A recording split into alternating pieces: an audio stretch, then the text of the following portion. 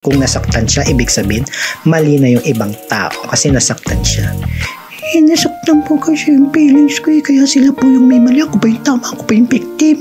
Kasi nasaktan po nila yung feelings. Ganun ba yun, Chloe? So parang growing up, sino yung tumayong like someone na nagbigay sa'yo ng values, naturo sa'yo ng principles in life, like yung naging moral compass mo? Wala po From experiences po talaga po Kasi yung mga rest of family members ko po, nandito pa rin sa Pilipinas. So walang nagtuturo sa kanya ng about kung ano yung tama o mali, about her morality. Walang nagturo sa kanya nun. Kumbaga yung moral compass niya is subjective lang based sa kanyang feelings. Paano niya ngayon nalalaman kung tama siya o kung mali yung mga taong inaakusahan niyang mali? Diba? Base lang niya sa feelings niya. Kung nasaktan siya, ibig sabihin, mali na yung ibang tao kasi nasaktan siya.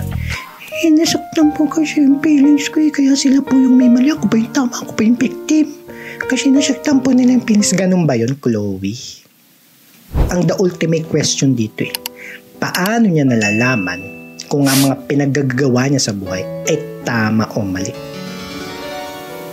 Since wala namang ibang nagsasabi sa kanya. Sariling pakiramdam niya lang. Experience daw. Doon niya nalalaman yung tama at mali. Kaya pala. Paano yun na may misinterpret ka ng mga tao? Di mo misinterpret mo. Hindi naman nga yun yung intention ko I'm just standing up for someone that I love and for what's right. I'm just telling the truth. Ganun. Again, how is she justifying what's right and what is wrong? Nagbe-base lang naman siya ng morality niya sa feelings niya. Diba? Na very subjective. Kapag nasaktan siya, mali na ibang tao pag nasaktan siya. Ganun lang niya binibase yung mali sa tama And what might be right from her might be wrong to others, vice versa. This is a sign of narcissism.